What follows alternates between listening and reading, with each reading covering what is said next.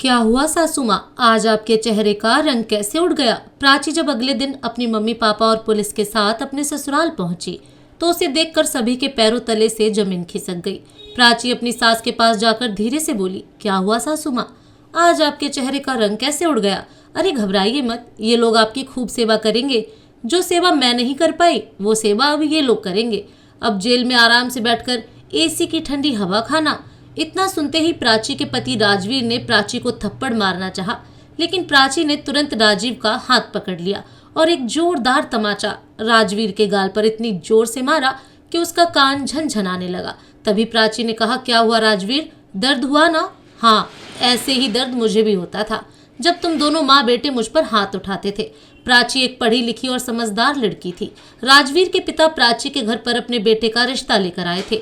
देखिए समधी जी, ऐसे तो हमारे बेटे के लिए बहुत से रिश्ते आए थे, घर के बाहर लाइन लगी रहती थी, लेकिन हमें आपकी बेटी बहुत पसंद थी, इसीलिए हम और रिश्तों को ठुकरा कर आपकी बेटी का हाथ मांगने आए हैं।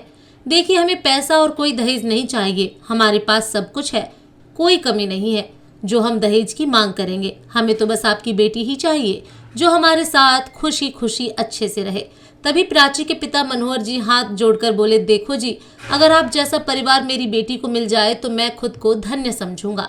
मेरी तो एक ही औलाद है, तो जो कुछ मेरा है वह मेरी बेटी का ही है। हमने उसे पढ़ाने लिखाने में कोई कमी नहीं छोड़ी है। अगर मेरी बेटी को इतना अच्छा रिश्ता मिल जाए तो मैं गंगा नहा लूंगा। फिर राजवीर की माँ बिमला जी बोली, देखो भाई साहब, हम भी चाहते हैं कि कुछ ऐसा करें जो किसी लड़की के परिवार का उद्धार हो जाए, तो हमें भी कुछ पुण्य मिलेगा। आप तो जानते ही हैं कि मेरा बेटा किस पद पर नौकरी करता है। हमें दहेज नहीं, बस आप मेरे बेटे की इच्छा और समाज में हमारी इज्जत बढ़े, अगर ऐसा कुछ करते हैं तो हम इस रिश्ते पर कुछ विचार करेंगे। इतना कहकर राजवीर के पिता राम सिंह जी और बिमला जी मन में आशा रखकर अपने घर वापस चले आए और इंतजार करने लगे कि कब मनोहर बाबू खुशखबरी देंगे।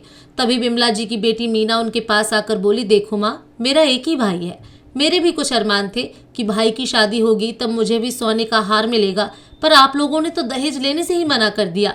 तभी बिमला जी बोली, अरे बेटा, दहेज मांगते तो जितना मांगते उतना ही मिलता। तुम यह देखो, लड़की अकेली है, उसके ना तो कोई भाई है और ना ही कोई बहन है, और उसका बाप भी अभी रिटायर हुआ है, तो खूब पैसे मिले होंगे। मैंने पता लगाया था, शहर के बीच 2 मंजिला मकान है, करोड़ों में उसके दाम है, और गांव में भी उनकी संपत्ति है। देखा जाए तो हमारी तो 5 उंगलियां घी में है। इतना कहकर दोनों माँ बेटी हंसने लगी। तभी मीना बोली, चलो तो माँ, फिर अपनी लिस्ट बनाते हैं। तभी राम सिंह जी वहां पर आए और बोले, लिस्ट बनाने से पहले लड़की वालों का जवाब तो आने दो, और वैसे भी ध्यान रखना बिमला, अपना लालच इतना भी मत बढ़ा लेना कि फिर हमें ही पछताना पड़े। तभी बिमला जी बोली, आप तो रहने ही दीजिए, बचाने के चक्कर में साधारण से परिवार में मेरी बेटी की शादी कर दी। दामाद ने दहेज तो नहीं लिया, पर मेरी बेटी के शौक भी कहाँ पूरे करता है। अब मैं अपनी बेटी के सारे शौक अपने बेटे की शादी में पूरे करूंगी। इतना कहकर बिमला जी ने मनोहर जी को फोन लगाया। राम सिंह जी ने जब फोन में हाँ सुना तो वो फूल ही नहीं समाए। 2 दिन बाद बिमला जी फोन करके प्राची के पिता मनोहर जी से बोली, मनोहर जी, आपकी तरह हमारा मकान बहुत बड़ा नहीं है, अब बहू आएगी तो उसे भी दिक्कत हो जाएगी, फिर आप ही कहेंगे कि हमने आपकी बेटी का ध्यान नहीं रखा। तभी मनोहर जी बोले, नहीं जी, हमारी बेटी उनमें से नहीं है जो छोटी छोटी बातों पर शिकायत करेगी। ये तो बहुत अच्छी बात है, पर हमारे भी अरमान थे कि हम बेटे और बहू के लिए एक बड़ा सा कमरा बनवाएं। अभी राम सिंह जी हाथ थोड़ा तंग है, तो वह कह रहे थे कि क्यों ना हम अभी इस शादी को टाल देते हैं। तभी मनोहर जी बोले, नहीं नहीं समधी जी, आपने हमारे साथ रिश्ता जोड़ा है तो हम आपकी परेशानी को कैसे नहीं समझ सकते। आप कमरा बनवा दीजिए, जो खर्चा होगा उसकी हम पूरी भरपाई कर देंगे।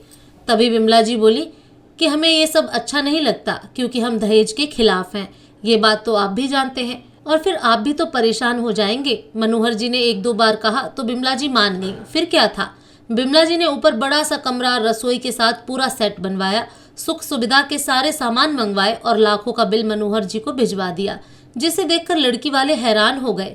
शादी के 1-2 हफ्ते पहले बिमला जी ने प्राची की माँ को फोन करके कहा, आपको अपनी बेटी के लिए जितने भी जेवर बनवाने हैं उसे बनवा लीजिए और हमारे घर भिजवा दीजिए, ताकि शादी के दूसरे दिन सबके सामने हम उसे वो जेवर दे सकें। और हमारे सगे संबंधियों की लिस्ट हमने भेज दी है, जिनके लिए थोड़े ढंग के कपड़े भिजवा दीजिएगा।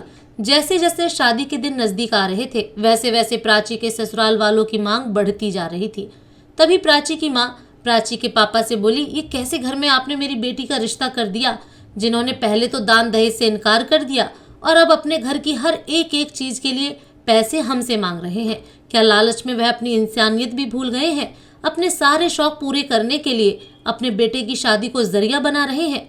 तभी प्राची के पिता मनोहर जी ने अपनी पत्नी को किसी तरह से शांत किया और फिर धूमधाम से अपनी बेटी की शादी की। शादी के करीब एक हफ्ते बाद जब प्राची की ननद को लेने उसका पति आया तो बिमला जी प्राची से बोली, बहू, तुम्हारी ननद अपने भाई की शादी के बाद पहली बार ससुराल जा रही है, तो वो ससुराल में जाकर क्या दिखाएगी, इसीलिए तुम अपनी अच्छी अच्छी साड़ियां अपनी ननद को दे दो। प्राची नई नई बहू आई थी, इसीलिए कुछ बोल भी नहीं सकती थी, तो उसने चुपचाप अपनी साड़ियां निकाल कर दे दी। ऐसे ही समय धीरे धीरे बीतने लगा। सासू माँ ने सभी नौकरों को काम से हटा दिया और अब सारा काम प्राची पर ही आ गया था। बेचारी सुबह से लेकर शाम तक पूरे दिन काम में लगी रहती। ऐसे ही 4 महीने बाद प्राची की ननद मीना फिर से अपने मायके आई तो बिमला जी अपनी बहू से बोली, बहू, ऊपर का कमरा अपनी ननद मीना को दे दो, इतनी गर्मी है, वो नीचे कैसे सोएंगे। तभी प्राची बोली, मम्मी जी, मुझे मेरा पूरा सामान नीचे लाना पड़ेगा।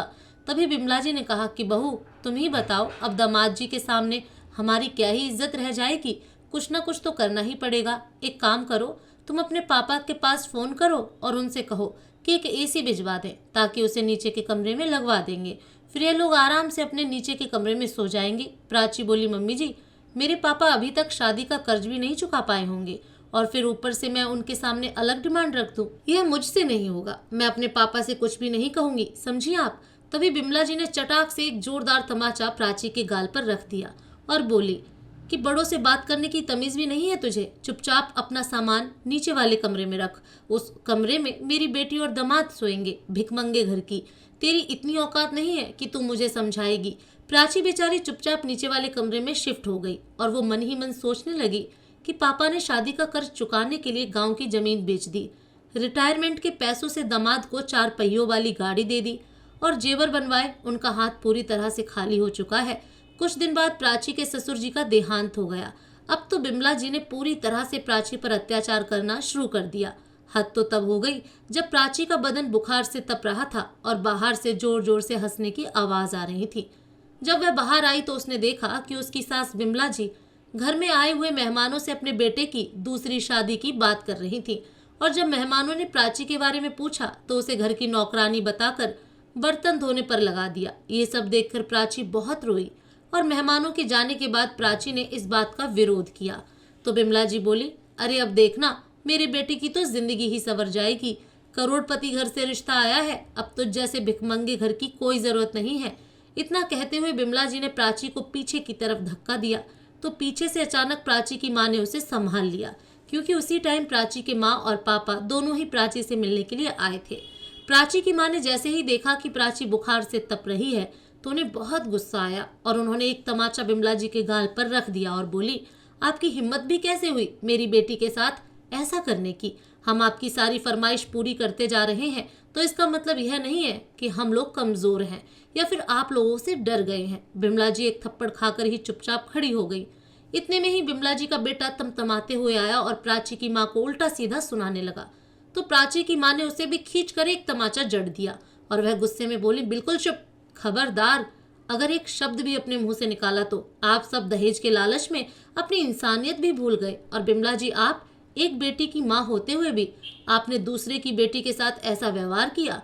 तभी मनोहर जी बोले, समधन जी, अभी तो हम जा रहे हैं, लेकिन कल आपको विदाई देने जरूर आएंगे।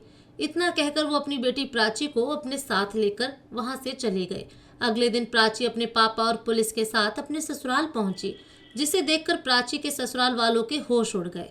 बिमला जी प्राची से बोली, बेटा ये सब क्या है।